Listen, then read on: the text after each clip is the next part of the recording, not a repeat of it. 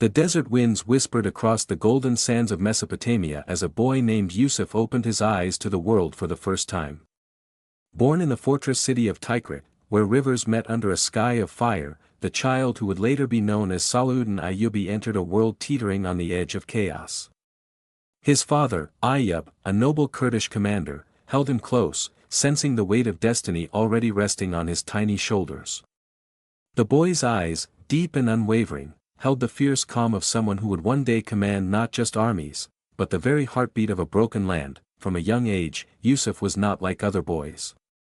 While others played with wooden swords and chased echoes through the castle halls, he sat quietly under the olive trees, listening to the elders speak of honor, sacrifice, and the ancient stories of prophets and kings. The Holy Quran was his first companion, the blade his second, and justice his ultimate truth. Under the tutelage of his father and his uncle Shirkuh, a general of fearsome reputation, the boy learned not only to fight, but to lead. As he grew, the lands around him fell into greater turmoil. The Crusaders had descended upon the sacred heart of Islam.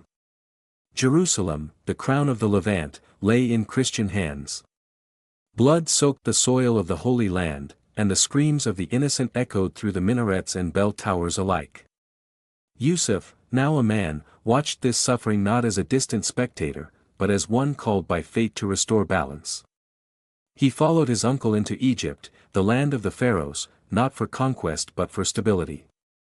There, with sharp eyes and a sharper mind, he outmaneuvered rivals, survived plots, and earned the loyalty of both soldier and scholar. When Shirkuh passed, Salahuddin, Yusuf ibn Ayyub, was no longer just a commander. He was the vizier of Egypt, yet power did not intoxicate him. His soul remained rooted in faith, and his heart still bled for Jerusalem. He did not chase wealth or kingdoms for their own sake. His was a mission of unity, a dream to reunite the fractured Muslim world under one banner, not of race or tribe, but of purpose. Slowly, meticulously, he dismantled the corruption that plagued Egypt, restored the strength of the military, and reinvigorated the people with the belief that honor was still possible. He rode through the alleys of Cairo not as a distant ruler, but as a shepherd among his flock. The people whispered his name with a strange mix of reverence and hope, Salahuddin, the righteous of the faith. He kept no gold-laced throne, no robes of silk to separate him from the poor. At night, he would pray alongside his soldiers, his forehead pressed to the earth, whispering supplications not for glory but for strength. He gave alms to widows, built hospitals for the sick, and walked the streets disguised to hear the real cries of his people. Egypt had not just found a leader, it had found a guardian. The Crusader states, ever watchful, saw in him a growing threat. But Salahuddin was patient. He knew that haste could topple even the noblest cause. Instead, he consolidated power. Syria, torn by internal strife, called to him, and he answered. With measured steps, he brought Damascus under his command, not with fire and blood, but with negotiation, generosity, and faith. One by one, cities began to fall into place, not through conquest alone, but through admiration for the man who embodied the forgotten virtues of justice, piety, and unity. But shadows still stretched across the land. Jerusalem remained captive, and the memory of Al-Aqsa, desecrated and soaked in Muslim blood, never left Salahuddin's thoughts. Every night, he would look toward the horizon, imagining the golden dome gleaming in the morning sun, free again, not by sword alone, but by righteousness. The decisive moment came with the rise of Reynold de Chatillon, a crusader lord of ruthless ambition and unspeakable cruelty. Breaking truces with impunity, Reynold raided Muslim caravans, even during times of agreed peace, and went so far as to threaten the sacred cities of Mecca and Medina. For Salahuddin, this was not merely a political insult, it was a moral offense against the very soul of Islam. With tears of resolve in his eyes and fire in his veins, he declared jihad, not for revenge, but for justice. He gathered a vast army, not just of Egyptians and Syrians, but of volunteers from across the Islamic world. Turks, Kurds, Arabs, all united under one banner. His camp was not only filled with warriors, but with poets, scholars, and medics. It was not a horde of destruction but a movement of purpose. Before battle, Salahuddin would gather his men and remind them, the sword is only as noble as the hand that wields it.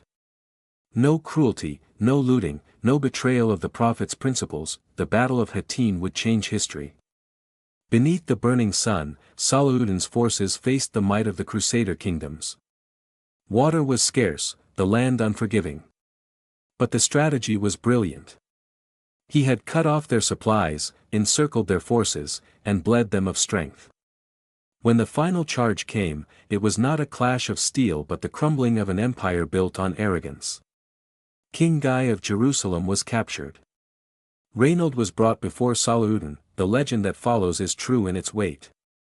Salahuddin offered him water, a symbol of mercy, but when Reynold mocked the Prophet and refused to repent for his atrocities, Salahuddin personally ended his life, not in rage, but in solemn judgment. To the rest of the captives, he extended compassion.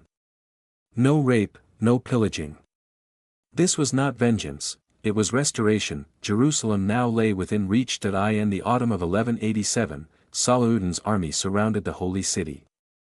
The Christians, knowing what had happened decades before when Crusaders had taken the city and slaughtered tens of thousands of Muslims, braced for their own annihilation. But Salahuddin's heart did not echo theirs. He wanted Jerusalem, but not at the cost of his soul. After brief negotiations, the city surrendered. There was no massacre. No children thrown to the sword. No churches burned. Instead, Salahuddin walked through the gates with humility. He went straight to Al-Aqsa Mosque, fell to his knees, and wept, not in pride, but in gratitude. The city was free again, and the blood of the innocent would not stain its soil this time. The days after Salahuddin's passing were cloaked in silence, not because the world had forgotten him, but because it was mourning something rare, a ruler who had walked the earth like a servant, led like a prophet, and died like a saint. His funeral was attended by people of all ranks. Emirs and soldiers, scholars and orphans, Christians and Jews, they all came. Some brought offerings, others brought only tears. Even the wind over Damascus that morning seemed to whisper a prayer, as if the earth itself knew that it had lost one of its greatest sons. After his death, those who had served under him tried to preserve what he had built, but unity, like a fragile glass, is always hardest to keep once the hands that held it together are gone. The empire slowly began to splinter. Factions formed, each vying for power, some forgetting the humility that Salahuddin had spent his life preaching. But the memory of his rule lingered like perfume in the halls of the cities he had once walked. Stories of his fairness continued to be told around fires, in schools, in homes. His sword might have rested in its sheath, but his legend marched on. It was said that a Christian woman once traveled hundreds of miles just to visit his tomb. She carried with her a single rose, and when asked why she had come, she whispered, "Because my ancestors feared him as a warrior, but admired him as a man." Such was the paradox of Salahuddin. He could conquer cities with steel, but win hearts with grace. His legacy didn't just survive in Islamic history, it crossed borders and languages. European historians, despite their national pride, could not help but write of him with awe. In the centuries that followed, he was referenced in English literature, admired in French philosophy, respected even among the Crusaders' descendants. He had redefined what it meant to be a conqueror, not by brutality, but by mercy. Not by domination, but by righteousness. In the battle-scarred hills of Palestine, mothers would tell their children, "If you are brave, be like Salahuddin. If you are honest, be like Salahuddin. If you are merciful, be like Salahuddin." Generations were raised not on his battles, but on his character. There were tales that he would often ride alone at night, through the camps of his soldiers, just to make sure no man slept without food, no wounded went unnoticed. In one such tale, he found a young boy crying by the fire. The child had lost both parents during the campaign and had no one left. Salahuddin sat beside him, wrapped his own cloak around the boy, and stayed with him until morning. By sunrise, the boy was asleep, and the great Sultan rode off again, silently, without ever mentioning his act. Even his enemies came to trust his word more than that of their own kings. During the siege of a city held by Christians, Salahuddin was said to have made an agreement that no church would be touched, no nun or monk harmed. When one of his own commanders violated that agreement, Salahuddin had him removed from his post and forced to publicly apologize. To him, an oath made, especially one under God, was sacred. When he rebuilt Jerusalem, he didn't just fortify its walls, he fortified its soul. He restored the mosques, yes, but he also protected the churches and synagogues. He cleaned the streets, reopened the hospitals, and welcomed the displaced. To him, a city could not be holy if its people lived in fear. Peace, he believed, was not the absence of war, it was the presence of justice. There are stories told in the markets of Damascus, Cairo, and Jerusalem even today, old men telling their grandsons about the Sultan who once walked beside the common man. How he dressed in wool instead of silk.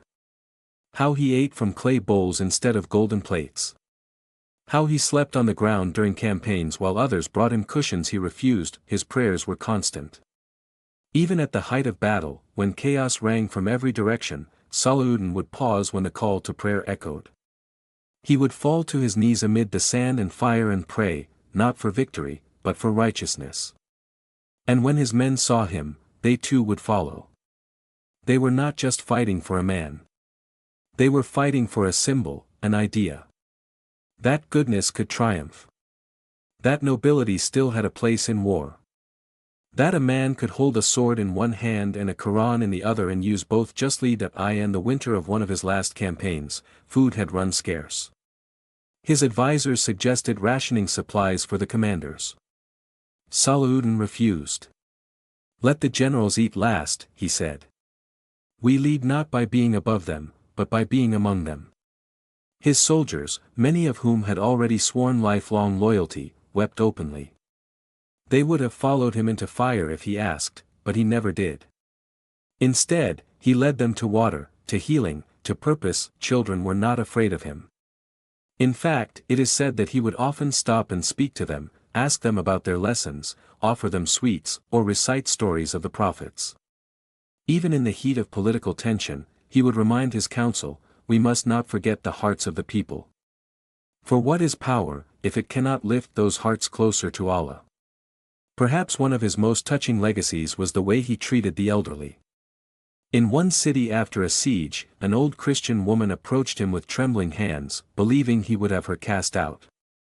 Instead, he had her led gently back to her home, her belongings returned, and guards posted at her door to ensure no harm came to her. She later said she had never felt more protected in her life. That is how Salahuddin ruled. With compassion sharp enough to cut through hatred, with faith deep enough to carry an army, and with humility vast enough to stand taller than any empire, and yet, he died with nothing but hoards of treasure. No royal legacy for his children. Just a worn-out sword, a handful of garments, and a name that still makes hearts tremble, not with fear, but with reverence. At his own treasury the ransoms for hundreds of poor Christians who could not afford to buy their freedom. His mercy shocked Europe. Even his enemies whispered admiration in their tents. Some wept at his justice. Others envied his discipline. Few could believe such a man had defeated them not only on the battlefield but in character. When word reached Richard the Lionheart of England, he vowed to retake the city. Thus began the Third Crusade. The two greatest warriors of their age now faced one another, not as mindless enemies, but as men of honor. Though they never fought hand to hand, their war was one of strategy, diplomacy, and respect. Richard, wounded and impressed, once said that if he could not have Jerusalem, then let it be ruled by a man as noble as Salahuddin. They exchanged gifts. Richard sent fruits and doctors. Salahuddin sent horses and snow from the mountains. When Richard fell ill, Salahuddin sent his personal physician. There was admiration even amid war, but Salahuddin would not surrender Jerusalem. He knew its value, not just in stone and soil, but in spirit. He offered peace, however, and in 1192, a truce was signed. Christians could visit, but the city would remain under Muslim rule. As years passed, Salahuddin's health began to fade. He had spent his entire fortune in charity. At his death, he owned barely enough for his own burial. No castles. No treasure. Just a name that would echo through the centuries as a symbol of justice, humility, and sacred strength. He was buried in Damascus, near the Umayyad Mosque. His tomb is simple, unadorned, but visited by people of every race and faith. On his gravestone are words that seem to whisper through time, "Here lies Salahuddin, who freed Jerusalem, but owned not a coin to his name." There came a time, not long after his passing, when pilgrims from all corners of the Muslim world would stand in silence before his grave. Some brought flowers, others laid down their swords, and a few simply knelt, lips moving in quiet prayer. They came not because he was a king, but because he had lived as something far greater, a servant of truth. His story passed from tongue to tongue, from teacher to student, from parent to child, like scripture wrapped in admiration.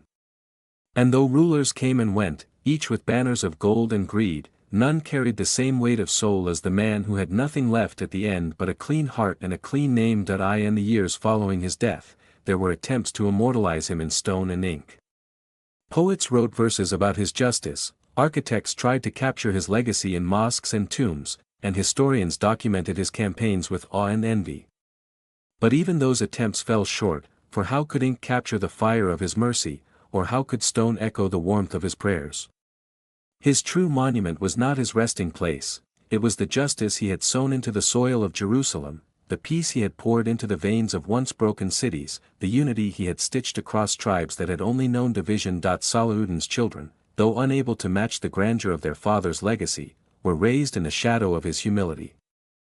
They ruled briefly in Damascus and Egypt, their names known only because of the one they came from.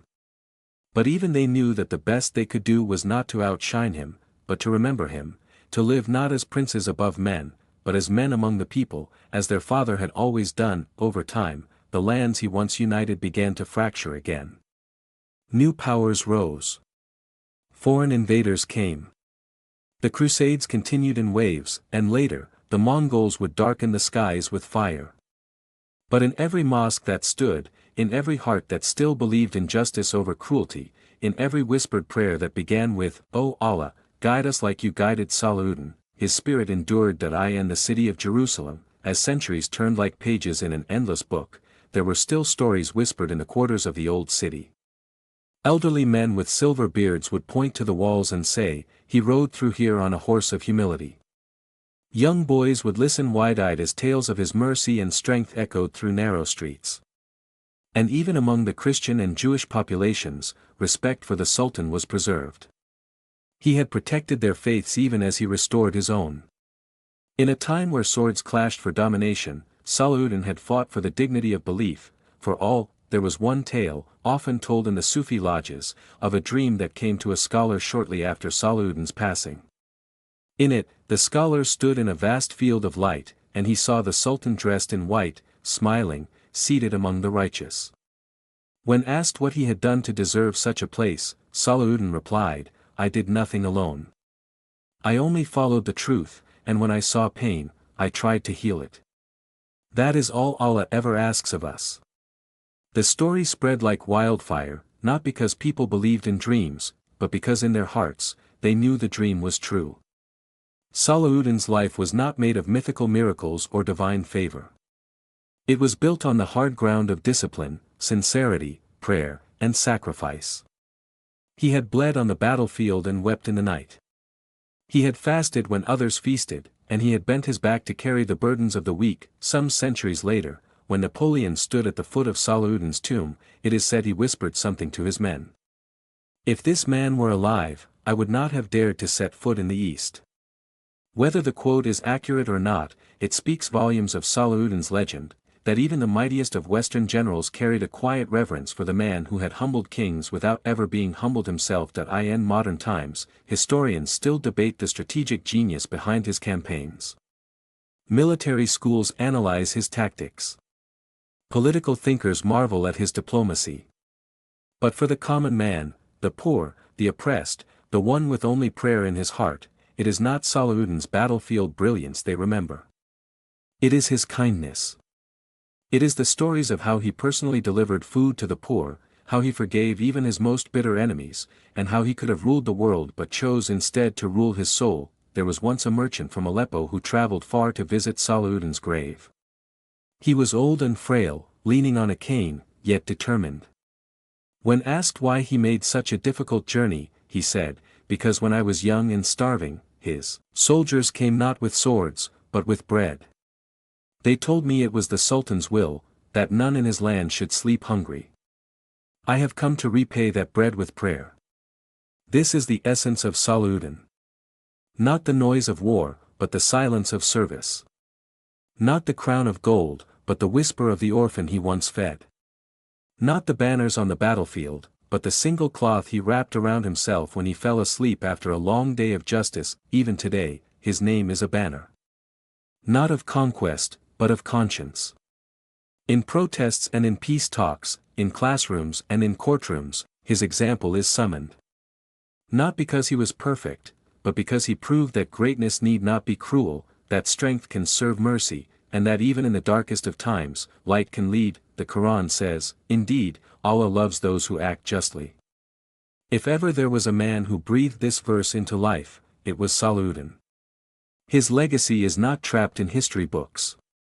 It walks among us still, every time a leader chooses compassion over pride, every time a soldier helps a child, every time a person with power remembers the powerless, that he was not just a man of his time. He is a man for all time.